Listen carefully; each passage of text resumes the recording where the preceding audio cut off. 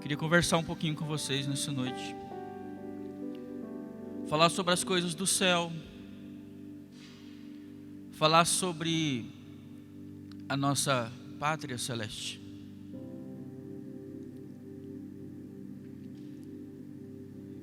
E para isso, Deus colocou uma palavra no meu coração.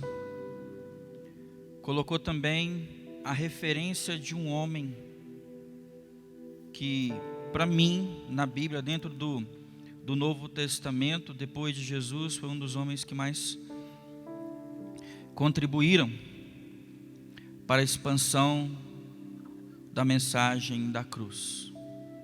Aquele que foi considerado o apóstolo dos gentios, e é por causa dele que nós estamos aqui hoje. É por causa disso que a possibilidade de salvação, vida eterna, chegou a toda a humanidade, fora da linhagem hebreia. Este homem chamado Paulo, em Atos capítulo 9, ele tem uma das conversões mais lindas e, por que não dizer, mais impactantes de toda a Bíblia Sagrada. E por que não dizer também aquela mais célebre? Por quê? Porque este homem estava indo para Damasco, caminho daquela cidade, em sua viagem, porque este homem, Saulo, de Tarso, ele respirava ameaças constantes de morte e perseguição para todos aqueles que seguiam o Senhor Jesus. E aqui em Atos capítulo 9, do verso 3 em diante, diz assim: em sua viagem, quando se aproximava de Damasco, de repente brilhou ao seu redor uma luz vinda do céu, e ele caiu por terra, e ouviu uma voz que dizia: Saulo, Saulo, por que você me persegue? Imediatamente Saulo perguntou, aqui no verso 5, quem és tu, Senhor? Ele via apenas aquela luz, a qual uma propriedade totalmente diferente. Sabia que tinha um homem ali no qual estava questionando, conversando com ele, mas ele não sabia quem era. E ele quis saber: quem és tu, Senhor? E ele respondeu: eu sou Jesus a quem você persegue. Neste momento, Saulo teve esse encontro sobrenatural com o próprio Cristo ressurreto. Teve outro momento que ele teve também uma visão sobrenatural, que eles estavam ali, no capítulo 27 de Atos dos Apóstolos, eles estavam indo a uma viagem para Roma, para levar a mensagem àquela cidade, àquele povo. E ali naquele momento ali, abarcados em um navio em alto mar, veio uma tempestade muito forte, e todos ficam com muito medo de morrerem. E no verso de número 22 do capítulo 27, diz assim: mas agora recomendo-lhes que tenham coragem, pois nenhum de vocês perderá a vida, apenas o navio será destruído, nós teremos apenas danos materiais. Mas como é que este homem tinha tanta certeza de que nada ia acontecer com aquela tripulação? O verso 23 diz assim: pois ontem à noite, presta atenção, ontem à noite, apareceu-me um anjo do Deus a quem pertenço e a quem adoro, dizendo-me: Paulo, não tenha medo, é preciso que você compareça perante César. Deus, por sua graça, deu-lhe a vida de todos os que estão navegando com você. Verso 25: assim tenham ânimo, senhores, creio em Deus que acontecerá do modo como me foi dito. E devemos ser arrastados para alguma ilha, mas uma coisa é certa: Deus vai preservar as nossas vidas. Então aquele homem tem um encontro com o próprio Cristo, que o próprio Cristo fez questão de aparecer para ele e apresentar a ele como instrumento de quê? De mudança de vida, mudança de propósito de vida. Depois aparece um anjo, naquele momento em que a tempestade, aliás, um dia antes daquela tempestade, um anjo apareceu e falou: olha, vai acontecer isso, mas não tenham medo. E nada aconteceu na vida do apóstolo Paulo, sabe por quê? Que Deus preservou a vida dele, porque Deus tinha um propósito na vida daquele homem. Deus, presta atenção no que eu vou dizer para vocês. Deus tem prazer em preservar e guardar a vida de todos aqueles que se posicionam como agentes que venham executar o propósito de Deus na face dessa terra. Vocês me entenderam? Diga amém. Sou um agente que pode propiciar o efetuar dos propósitos de Deus aqui neste mundo ou não? Teve um outro momento também que esse homem teve uma experiência também sobrenatural. E agora eu queria pedir para você abrir a sua Bíblia na segunda carta de Paulo aos Coríntios, no capítulo de número 12.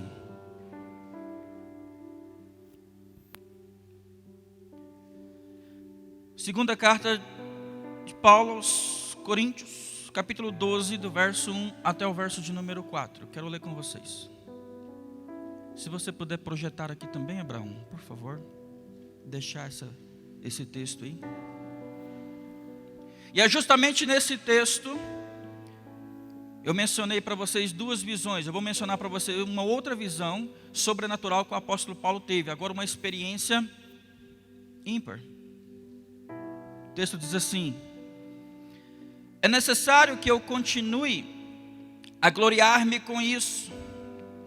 Ainda que eu não ganhe nada com isso, passarei as visões e revelações do Senhor. Conheço um homem em Cristo que há 14 anos foi arrebatado ao terceiro céu. Se foi no corpo ou fora do corpo, não sei. Deus o sabe. Verso 3: e sei que esse homem, se no corpo ou fora do corpo, não sei, mas Deus o sabe, foi arrebatado ao paraíso e ouviu coisas indizíveis, coisas que ao homem não lhe é permitido falar. Sabe, queridos, esse pregador da palavra de Deus, ele conheceu o paraíso celestial, no qual todos nós queremos estar um dia. E é tão interessante esse texto que a gente percebe que, na verdade, para evitar exaltar a si mesmo, Paulo usa uma terceira pessoa. Conheço um homem que esteve num lugar no céu. E é tão interessante que Paulo, no entanto, não procura a honra dos homens, mas ele deixava que Deus o honrasse, pois é somente essa honra que importa. Nenhuma outra honra é cabível a nenhum de nós, amados, a não ser a honra que o próprio Deus dá a cada um de nós. Em primeiro lugar, Deus honrou Paulo, dando-lhe visões e revelações. Como nós vimos no dia de sua conversão, Paulo viu o próprio Cristo glorificado. Quem aqui no ato da sua conversão, do seu chamamento, viu Cristo? Esse homem viu. O próprio Cristo foi chamá-lo para um propósito de vida diferente. Deus lhe deu uma compreensão profunda de seu plano para aquela era vivida e para as eras posteriores. Isso é fato. Paulo entendeu de maneira muito forte o chamado que Deus deu para ele. E porque ele entendeu de maneira muito forte esse chamado, e ele realmente teve essa convicção, essa conversão genuína, Deus mostrou para esse homem grandes mistérios.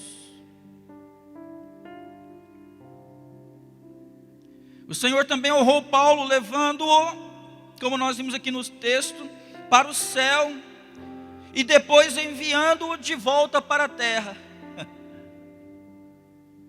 Eu me lembro que na minha juventude, na minha mocidade, irmãos, eu fazia tanta campanha, eu orava tanto, porque eu queria ser arrebatado. Eu ouvia tanto falar disso, eu via esses textos e falei, Senhor, deixa eu ver um pouquinho do céu, me mostra uma parcelinha, um foco de luz, deixa eu ver. Mas Deus me mostrou o céu de diferentes maneiras. Eu quero tratar sobre isso com você aqui nessa noite. Sabe, amados, é interessante que ele, e a gente não percebe em nenhum outro local desse texto, nenhum outro registro, algum detalhe desse acontecimento, e nada adianta a gente querer especular acerca do que esse homem viu, o que Deus mostrou para ele, quando levou ele para conhecer o céu. Foi uma experiência assim tão maravilhosa que o apóstolo não estava certo de se Deus o havia levado fisicamente para o céu, se o seu espírito havia deixado o corpo, ele não sabia. Ele falou, olha, eu não sei como, eu sei que aconteceu. Eu fui. Aliás, eu conheço um homem que foi. Ele tinha convicção que ele estava com Deus ali no céu. É tão interessante, amados, que essa é uma das passagens na Bíblia, onde esse homem, Paulo, reafirma a realidade do céu e mostra que Deus pode sim, e Deus quer levar o seu povo para esse lugar. Eu e você estamos aqui nessa noite obedecendo a Deus, renunciando às coisas do mundo, amando Jesus, amando Deus acima de todas as coisas, o próximo como a mim mesmo, obedecendo, seguindo, porque nós queremos um dia sair deste mundo, amados, e experimentar essa realidade de uma vida eterna com Deus, em um lugar jamais imaginado pela mente humana. É tão interessante que graças à ciência moderna, o ser humano pode visitar, lembra que o homem já foi à lua? O homem pode visitar ali, pegar um avião, voar acima das nuvens. É tão lindo você pegar um avião, você fica horas e horas. É tão interessante você olhar para baixo e ver as nuvens. Geralmente é ao contrário, né? Você fica olhando para o céu para ver as nuvens. Você pega ali, a altura de cruzeiro, você tem que olhar bastante para você ver as nuvens. Fala, meu Deus, eu estou no céu. A gente gosta de tirar foto, né, quando está no avião. Aquele tapete branco, coisa mais linda. É tão interessante que o homem é capaz de chegar apenas nesses limites. Mas o ser humano não é capaz de chegar ao céu, onde Deus está, onde é a habitação do Senhor, sem a ajuda divina. Eu ontem estava com o Gustavo, meu menino, em casa, e a gente acompanhando ali o foguete ali do Elon Musk, né? Como é que chama? Elon Musk, ali com o pessoal da NASA, e a gente viu todo o foguete saindo, aquelas desacoplamento, cara, coisa mais bacana, e a gente acompanhando tudo ao vivo, as coisas acontecendo. Aí chegaram lá, deram uma volta a mais de 10 mil quilômetros por hora, em volta do planeta, subiram de altitude, mais uma volta, terceira, mais só que aí chegaram no limite máximo, onde estava ali a base deles ali, espacial, para eles poderem ficar. Só que o universo é muito maior do que isso, irmãos. O planeta Terra se compara a um grão de areia em meio a todos os oceanos, para você imaginar o tamanho do universo. O mais interessante, amados, é que Paulo, esse homem, guardou essa experiência para si durante 14 anos, irmão. Imagina você ter uma experiência dessa, isso ficar só com você, você se resguardar, sendo provado ali, não dando nutrição nenhuma para a sua vaidade, para você mostrar, não, você acha que você é muito bom, que você... Eu já estive no céu. E o Senhor me guardou esse segredo para ele durante 14 anos. Sabe, amados? E Deus honrou Paulo, concedendo-lhe visões e revelações, e levando-o ao céu. No entanto, honrou o seu servo ainda mais, permitindo que ele ouvisse palavras inefáveis enquanto estava no céu. Paulo ouviu os segredos divinos compartilhados no céu, coisas proferidas por Deus e por seres celestiais, mas impronunciáveis pelos seres humanos. O apóstolo Paulo teve o privilégio de ver toda a movimentação, toda a dinâmica do céu acontecendo, ouvindo coisas inefáveis, segredos que ele levou para o túmulo dele, e está com ele, hoje ele está lá no paraíso. Sabe, queridos, dentro dessa introdução que trouxe para vocês, é que eu quero iniciar essa mensagem. A Jerusalém celestial, ela já existe. Essa cidade já está edificada. Ela está hoje nesse terceiro céu, que é a morada do céu, que é um lugar real, que, como nós observamos aqui no texto, que o apóstolo Paulo viu e esteve lá por um breve tempo, quando ainda vivia aqui nesse mundo.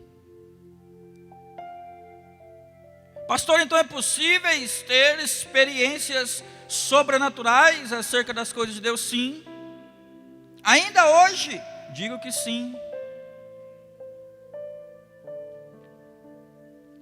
Sabe, amados, e o que me chama a atenção nessa narrativa de Paulo é o fato dele não conseguir descrever e discernir as sensações em relação ao seu contato com aquele lugar. A gente não sabe se ele estava dormindo e de repente ele foi levado, arrebatado, ou se ele estava acordado e foi levado. Ele diz que não sabe dizer, quando diz aqui no verso 2, se foi no corpo ou fora do corpo, não sei, Deus o sabe. Uma coisa eu tenho certeza, eu fui, eu conheci, eu conversei, eu ouvi seres celestiais conversando, eu vi Cristo, porque Cristo o chamou para essa experiência. Sabe, amados, isso só poderia ser explicado pelo fato do céu ser um lugar físico, ser um lugar real, um lugar onde nós teremos uma dinâmica de existência relacional muito próximo do que nós vivemos aqui nesse mundo hoje, só que com N benefícios que nós não imaginamos. Eu entendo porque que realmente o apóstolo Paulo se fortaleceu muito após essa experiência. Porque todos aqueles que têm uma experiência genuína com o sobrenatural de Deus, eu digo para vocês, a sua vida nunca mais é a mesma. Eu já tive experiências sobrenaturais, de ver anjos e demônios, sentir a presença deles, vê-los materializados. E eu digo para vocês, depois que isso aconteceu na minha vida, a minha vida nunca mais foi a mesma. Sabe, amados, muitas pessoas hoje possuem uma ideia totalmente errônea em relação ao céu. O céu, a Nova Jerusalém, é uma cidade já edificada. E são poucos os que irão morar lá, neste lugar. A nossa futura morada celestial é esse lugar físico, real, onde há ruas, todo tipo de vida vegetal, lindas edificações, rios, animais, abundância de vida, tudo muito bem projetado, um lugar perfeito e lindo, devidamente já pronto para mim e para você. Sabe, amados, a gente sabe que existem inúmeros relatos de pessoas que tiveram a experiência de serem arrebatadas em vida e conhecerem as belezas deste lugar. Grandes homens e mulheres de Deus, na história da igreja, na história do avivamento, na história de missões, que relataram em suas biografias essas experiências. Quando o apóstolo Paulo diz: estou pressionado dos dois lados, desejo, 2 Coríntios 11, 24, desejo partir e estar com Cristo, o que é muito melhor, contudo é mais necessário por causa de vocês que eu permaneça no corpo. Aquele homem já tinha experimentado e visto as sensações de que é estar no céu com Deus.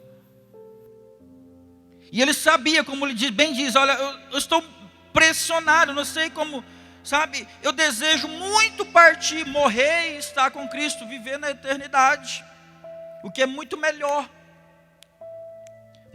do que essa vida que você está levando.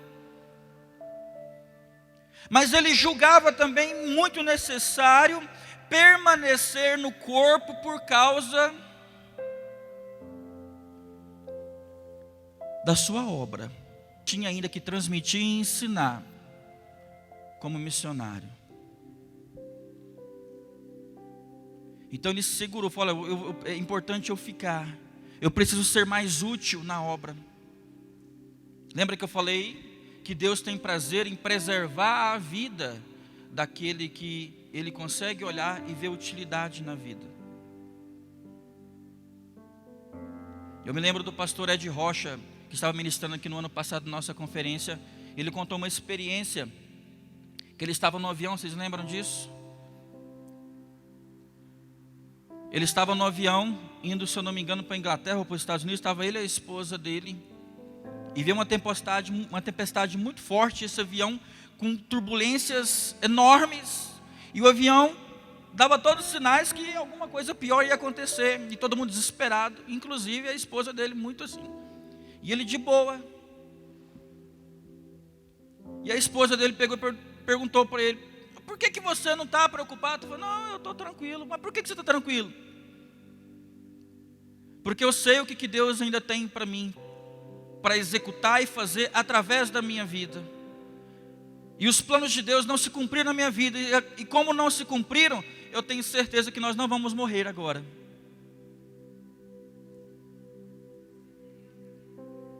Você tem a certeza que você vai sair aqui desta igreja daqui a pouco e vai chegar seguro na sua casa? Mas, pastor, eu acho que sim, né? A nossa palavra não pode ser sim, sim, ou não pode, a nossa palavra tem que ser sim, sim, não, não.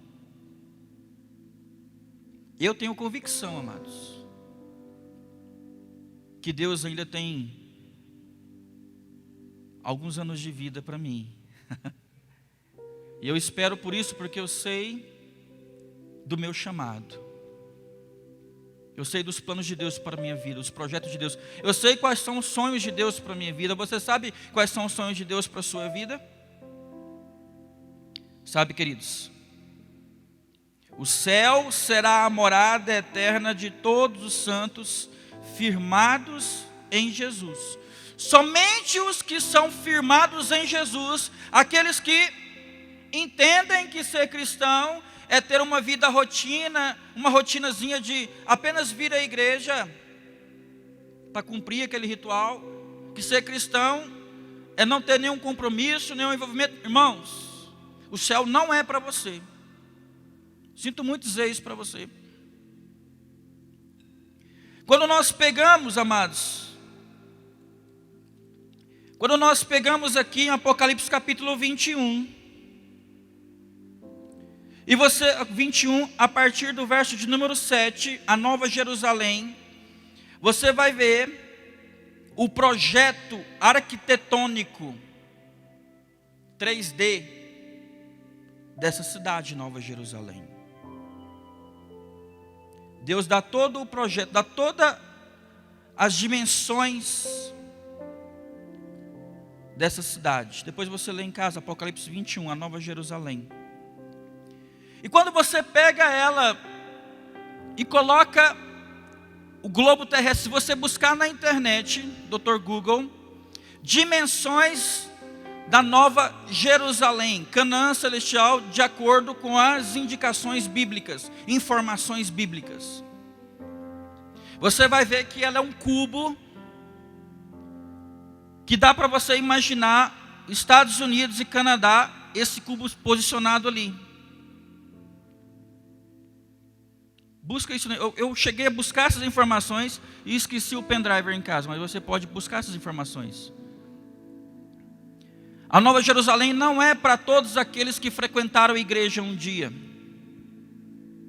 A Nova Jerusalém não é para todos aqueles, que já leram a Bíblia toda 2, 3, 4 vezes. A Nova Jerusalém é para os santos firmados nos propósitos e nos sonhos de Deus. Sabe, queridos, no livro do profeta Isaías possui um texto que me chama muita atenção, onde Deus apresenta uma visão profética do estado daqueles que não irão entrar nessa morada celestial. Diz assim o texto, Isaías 66, do verso 22 ao verso 24. Assim como os novos céus e a nova terra que vou criar serão duradouros diante de mim, declara o Senhor, assim serão duradouros os descendentes de vocês e o seu nome. Verso 23. De uma lua nova a outra, de um sábado a outra, toda a humanidade virá e se inclinará diante de mim, diz o Senhor. Verso 24. Estes sairão dessa cidade e verão os cadáveres dos que se rebelaram contra mim. O verme destes não morrerá, e o seu fogo não se apagará, e causarão repugnância a toda a humanidade. Este é um dos textos mais fortes e impactantes que existem no Antigo Testamento, e eu digo o porquê para você, porque ele é extremamente reflexivo no âmbito escatológico. Por toda a eternidade, estando na Nova Jerusalém, será possível ir a um determinado lugar, e quando você estuda a Bíblia, você vê o projeto da Nova Jerusalém, você vai perceber que ela é esse cubo, ela tem esses 4 lados, e tem 3 portas, 3 degraus de entrada de cada lado. Você chegando ali, estando naquele lugar seguro, vai ser possível você olhar e verificar o estado deplorável, terrível de todos aqueles que viveram uma vida de pecado, desobediência a Deus e rebelião. Diz o texto que nós veremos que os vermes destes não morrerão eternamente. Sabe, queridos, por toda a eternidade, estando nessa Nova Jerusalém, nós poderemos constatar isso. Observar que também onde estará Satanás e seus anjos. Como, pastor? Não sei não. Eu já estudei esse texto aqui, já pesquisei, já fui diversos comentários, é bem por aí isso que eu estou falando para vocês. Nós podemos, sabe o que, amados? Perceber que essa atitude de Deus em sabedoria é para manter sempre na memória de cada um a terrível consequência do pecado e da rebelião.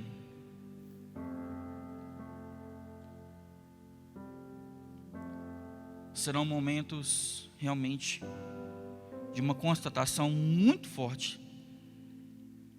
Pensa em algo, amados. Satanás caiu em rebelião sem possuir nenhum tentador quando ainda estava no céu. Não tinha ninguém para tentá-lo. Então a intenção de Deus é de manter essa lembrança visual perpetuando na eternidade. Será uma forte lembrança, até mesmo um impedimento para que as pessoas que estarão habitando na Nova Jerusalém, na Jerusalém Celestial, observem o resultado da tentação e rebelião em que Satanás e seus anjos caíram, e todos aqueles que decidiram seguir o seu próprio estilo de vida.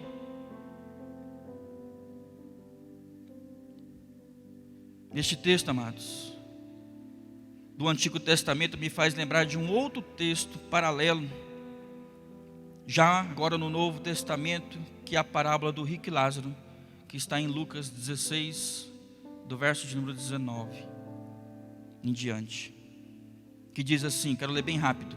Havia um homem rico que se vestia de púrpura e de linho fino e vivia no luxo todos os dias. Diante do seu portão fora deixado um mendigo chamado Lázaro, coberto de chagas.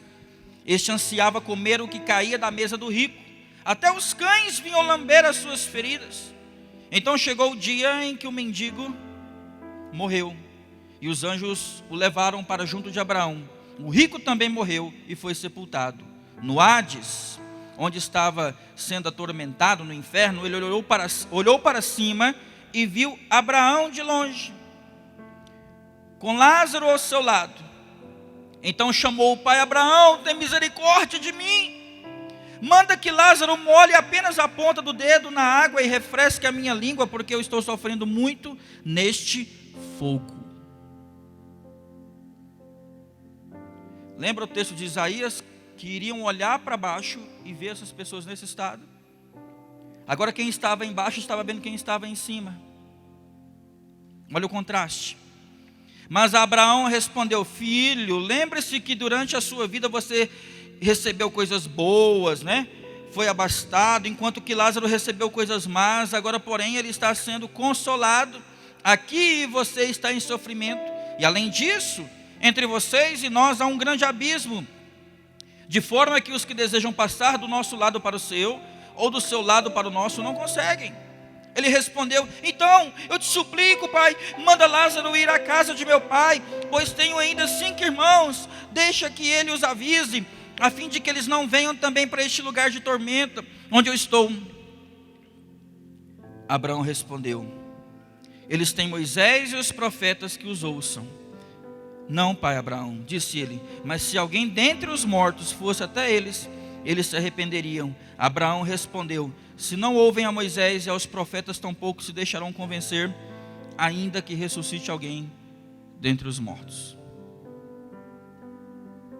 Aí você tem 5 anos, 10 anos, 15 anos de convertido, está na igreja todos os domingos, ou de vez em quando, ouvindo instruções e mais instruções, participando de congressos, movimentos, seja o que for, recebendo a instrução, porém não pratica. O pastor não pode sequer te dar uma chamada, porque não, pastor, eu tenho, deixa eu, beleza. Esse homem era mais ou menos assim. Abraão falou: olha, os seus irmãos têm profetas. É a mesma coisa porque as pessoas que estão no inferno hoje sabem que por que estão no inferno hoje. E estão preocupados com os que estão vivos. Nossa, se aquele fulano, ciclano permanecer naquele estilo de vida, ele vai vir para este lugar também. Era o mesmo que Abraão dissesse: não, hoje tem os pastores que falam, hoje tem os profetas, hoje nós temos a palavra de Deus que nos ensina a conduta de vida. Se você não ouve o seu pastor, se você não ouve e obedece à palavra de Deus, se você não sabe ouvir um conselho da parte de alguém que é usado por Deus, se você insiste nisso, o que vai acontecer? Fatalmente esse lugar te espera. Sabe, amados, somente os mais íntimos de Deus, somente os mais íntimos de Deus, os úteis para Deus, os que são úteis, vão morar no céu. Inúteis não tem lugar no céu. Para os preguiçosos, vai ter com a formiga, vai aprender com elas. Deus jamais chamou para a sua obra homens preguiçosos. Deus jamais chamou. Eu estive aqui ministrando sobre 2 domingos acerca dos ais do Senhor, usando como referência o livro do profeta Amós. Deus jamais chamou para tarefas específicas e nobres quem estava desocupado, quem estava à toa na vida. Deus sempre chamou aquele que estava trabalhando. Deus tem compromisso para com esses. Aí você pode me perguntar: pastor, onde é que começa o céu? O céu começa dentro de você e de mim. O céu se inicia onde a vida também se inicia. Desde quando nós nascemos, nós recebemos algo que vem do céu, uma propriedade divina, que é a alma humana. Não é fabricada ali no love do papai e da mamãe, não. Vem do céu. Ele começa naquele processo da concepção humana e ele precisa se perpetuar em cada etapa de nossa existência até chegar um dia que nós vamos retornar para a nossa pátria.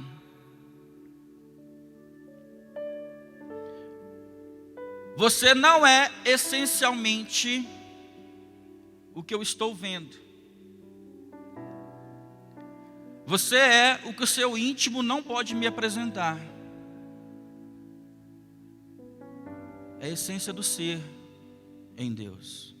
É aquilo que é tratado na filosofia, no plano da ontologia.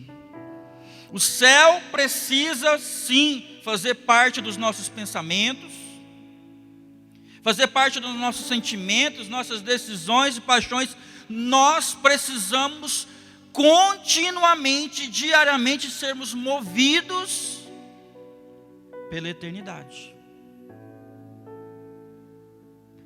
Pensamento constante, dioturnamente, de coisas referentes ao céu e à eternidade. O céu precisa também fazer parte de nossas vitórias, porque ali eu agradeço a Deus: Senhor, obrigado pela vitória. O céu deve também fazer parte da nossa derrota, porque em tudo devo dar graças a Deus. Dos nossos traumas, da nossa alegria, da nossa tristeza, dos vícios, precisamos sempre trazer na nossa mente a lembrança deste céu, porque a revelação deste céu já está dentro de cada um de nós. Sabe por quê? Além da alma, na qual teve a concepção humana, a infusão da alma, houve um momento que você recebeu de Deus o Espírito Santo, e Ele é Deus conosco. Então quem tem o Espírito Santo necessariamente precisa ter uma vida diferenciada, uma vida de propósito, uma vida que sirva de balizamento para as demais coisas. Porque se eu falo que eu sou cristão, que eu tenho o Espírito Santo de Deus, e a minha conduta me reprova, o meu pensar me reprova, o meu agir me reprova, o meu falar me reprova, as minhas intenções me reprova, a eternidade não está em você. Sabe, amados, o cidadão do céu permite que Deus exerça governo sobre a sua vida.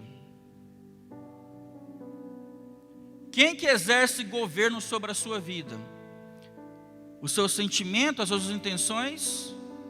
Você governa eles ou eles te governam? Existe um pensamento muito interessante que diz assim: o que você pensa a respeito de Deus, sobre a eternidade, é a coisa mais importante a seu respeito. Todas as vezes que eu vou aconselhar alguém, dentro da instrução que eu tenho, do conhecimento que eu tenho adquirido, eu pergunto: meu querido, quem é Jesus para você? O que Jesus representa para você? Me fala um pouco, eu não quero saber nada eu quero saber, me conta um pouco da sua vida espiritual, da sua dinâmica com Deus, do seu relacionamento com Deus, como é que funciona? Porque nada da minha vida e na sua vida vai acontecer de bom, se nós não tivermos uma dinâmica de quê? De uma vivência saudável com as coisas de Deus. Nada. Eu falava aqui na reunião de jovens aqui ontem. Esses dias lavando vasilha lá em casa, minha esposa, a gente sempre, quase todo dia, né? Mais de 25 anos de casado já. Eu não durmo sem falar que eu amo ela, e ela me ama, amo ela. E esses dias ela falou, ela me chama de Lin, né? Todo mundo sabe, eu chamo ela de Lin, ela me chama de Lin. Lin, você me ama? Eu falei: eu não amo você tanto quanto eu amo Deus, quanto eu amo Jesus. Eu amo muito, infinitamente mais Jesus do que você. Eu amo muito mais Jesus do que meu pai, do que minha mãe, do que meus filhos. Eu amo muito mais Jesus do que qualquer outra coisa. Do que a igreja, do que vocês. Eu amo muito mais Jesus. E o fato de nós estarmos casados até hoje, em fidelidade, em todos os dias, só crescimento de amor, é o fato de eu amar Jesus mais do que você. E todos os dias, não tem um dia que eu não pense no céu, irmão. Falou: Senhor, não deixa eu escorregar e perder esse céu. Mas sabe quando eu fui entender isso? Quando eu vi essa palavra do apóstolo Paulo em Gálatas capítulo 2, versos número 20, que fala assim: fui crucificado com Cristo, assim já não sou eu quem vive, mas Cristo vive em mim. E a vida que agora vivo no corpo, vivo-a pela fé no Filho de Deus, que me amou e se entregou por mim. Eu decidi, há muitos anos atrás, não viver mais eu, mas Cristo viver através de mim e a partir de mim, para aqueles que precisam. Você pode dizer amém? Nós precisamos ser instrumento de bênção para as pessoas. Porque se nós formos instrumentos de escândalo, nós vamos ter que lidar com Deus irado. E eu quero lidar com um Deus que é o próprio amor na sua essência. Sabe, amados, para ser mais íntimo de Deus e poder experimentar o sobrenatural de Deus, Cristo precisa sim reinar na vida de cada um de nós. Eclesiastes capítulo 3, verso 11 fala assim: Ele fez tudo devidamente apropriado no seu tempo. Deus é extremamente zeloso, disciplinado. A gente é bagunçado, irmão. A gente bagunça o nosso tempo. A gente arruma tanta coisa. Deus não, Deus é extremamente disciplinado. Ele fez tudo no seu apropriado ao seu tempo. Também pôs no coração do homem. Olha só, irmãos, o que Deus colocou no coração do homem. Se isso não estiver no seu coração, você pode ir embora hoje e nunca mais voltar a nenhuma igreja, irmão. Vocês me conhecem, sabe que eu sou direto. Também pôs no coração do homem o anseio pela eternidade. Mesmo assim, ele não consegue compreender inteiramente o que Deus fez. Jamais. Nós não fomos chamados das trevas para compreender a mente de Deus, a mente de Cristo, não, irmãos. Mas uma coisa é certa: se a eternidade, se o céu não estiver em primeiro lugar na minha vida, esquece, irmão. Se prepara para a coisa ficar arrochada para o teu lado. Sabe, amados? Eu creio, amados, que em pouco tempo, eu estou vendo isso nesses dias, em pouco tempo, Deus irá se revelar como nunca antes para toda uma geração de pessoas quebradas, machucadas e pessoas também feridas. Sabe, amados? Filhos e filhas que brilham com Jesus se levantarão como nunca visto antes. Eu vejo, amados, que este momento Deus está nos dando, digamos assim, a última das últimas das oportunidades para quê? Para que nós possamos ser agentes que venhamos promover o seu reino. Venha a nós o teu reino. Tem uma geração aí fora machucada, uma geração ferida, uma geração quebrada, irmãos.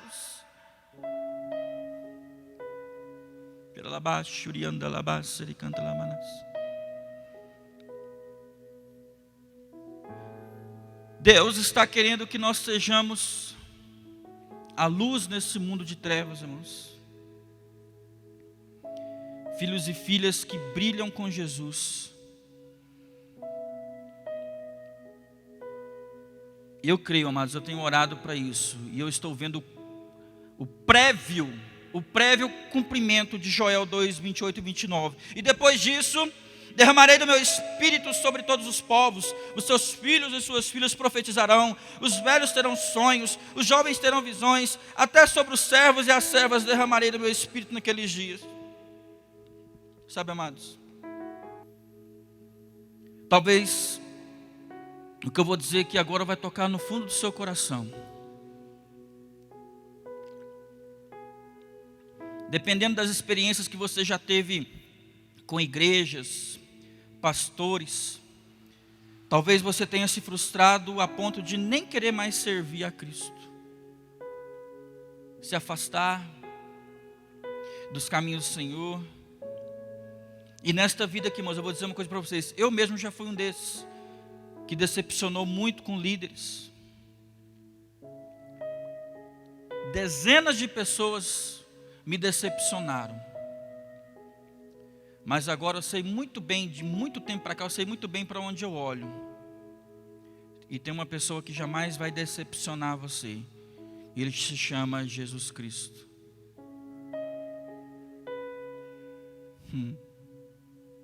Ele está vindo buscar esse povo remido.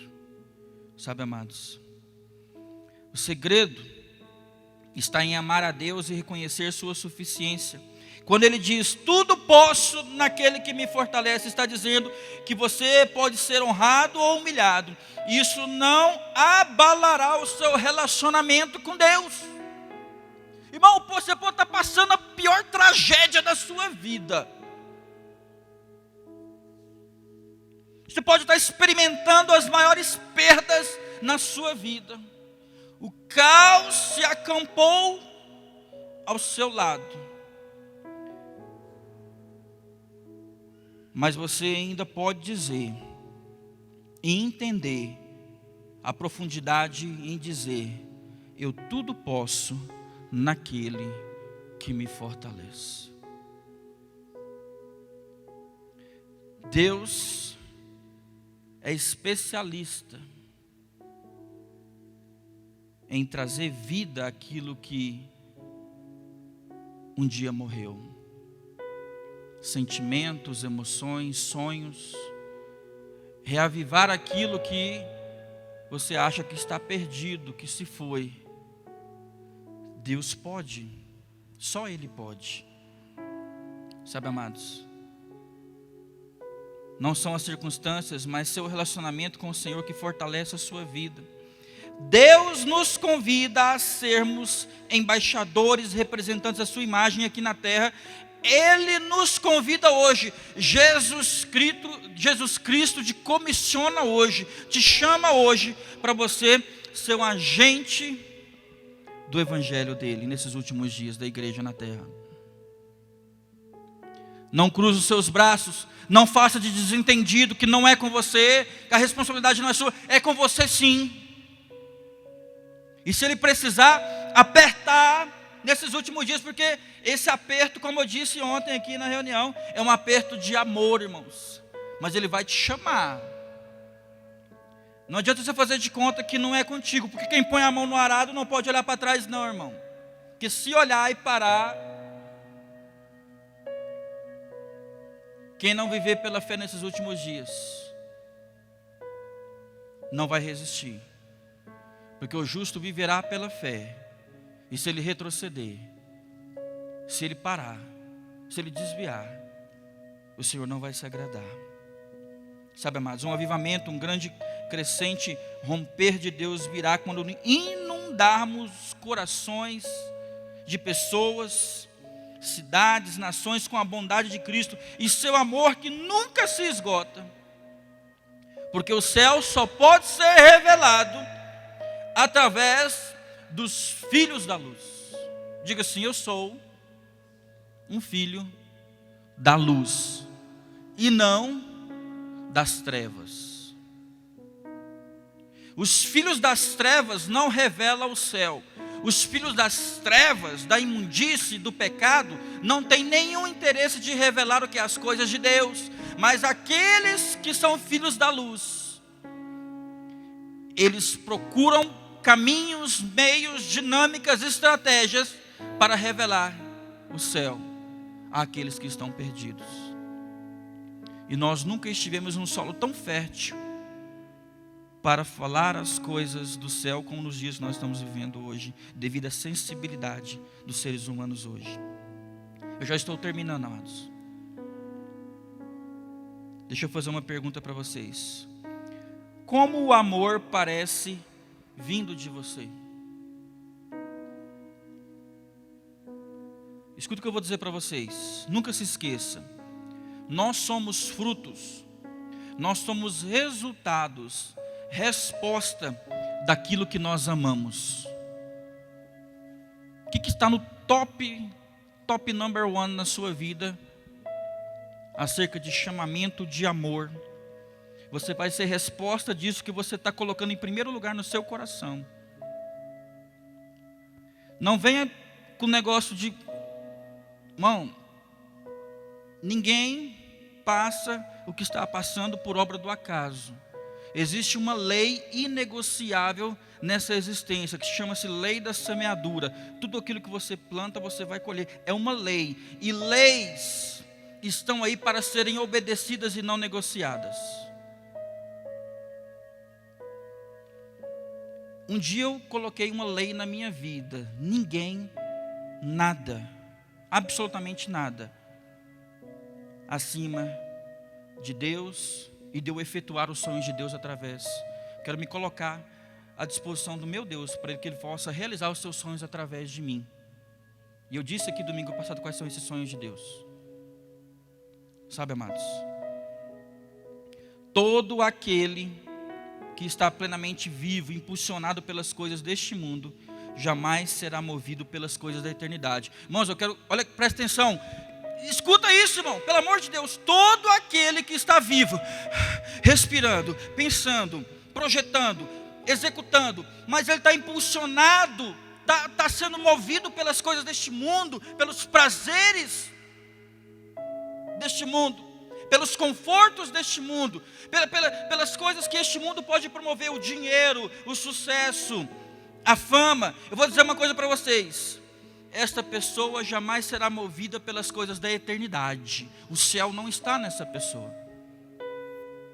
E ele vai morrer, como todo mundo vai morrer, e ele vai ter que experimentar uma vida longe da vontade do Senhor para ele.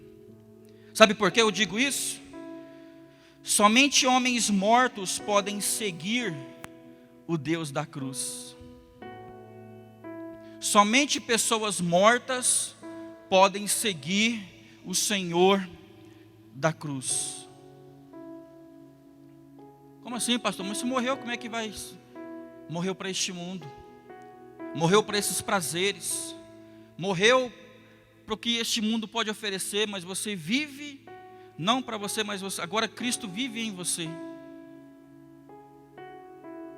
tudo para Ele, porque dele e para Ele são todas as coisas, inclusive as minhas vontades, os meus desejos, os meus sonhos, as minhas intenções e os meus projetos.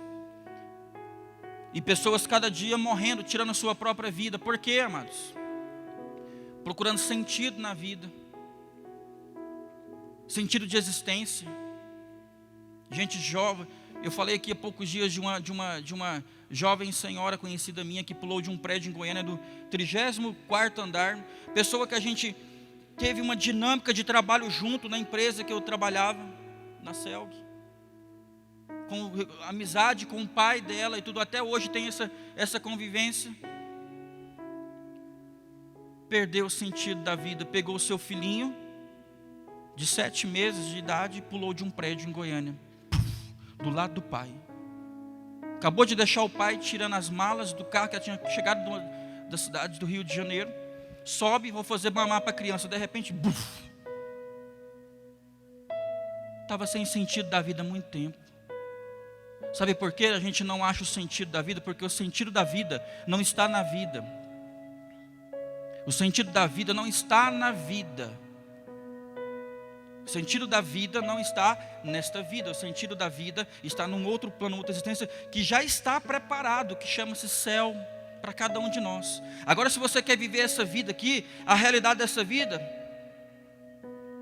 hasta la vista, baby.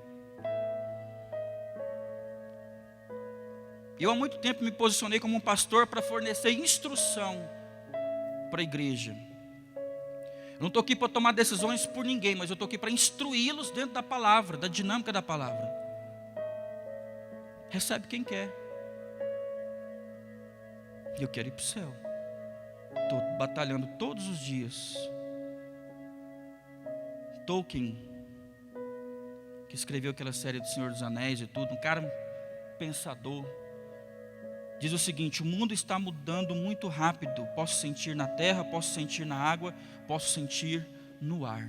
Quem não percebe que tudo mudou, conversava com o pastor Rafael aqui, um novo momento, uma nova dinâmica. Acabou, irmãos, aquela vida acabou.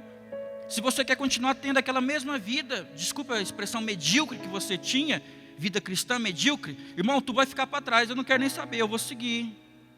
Tem gente que vai te passar e tu vai ficar, irmão. Porque, como eu disse, essa crise vai passar para algumas pessoas e para outras pessoas essa crise vai perpetuar. Eu tenho falado aqui nos cultos acerca da pedagogia do momento que nós estamos passando. Não vou falar de novo aqui não, depois você instrui comigo. Sabe, amados, eu queria que vocês colocassem de pé nesse momento.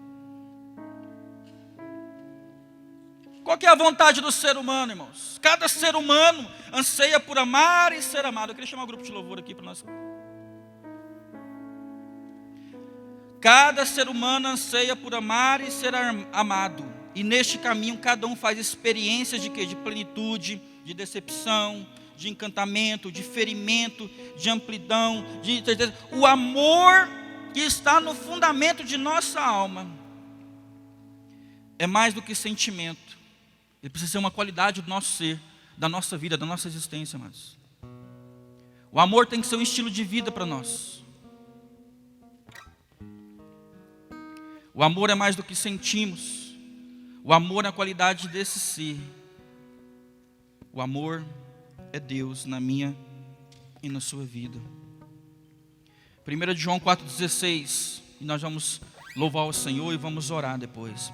Assim conhecemos o amor que Deus tem por nós e confiamos nesse amor. Deus é amor. Todo aquele que permanece no amor, permanece em Deus e Deus permanece.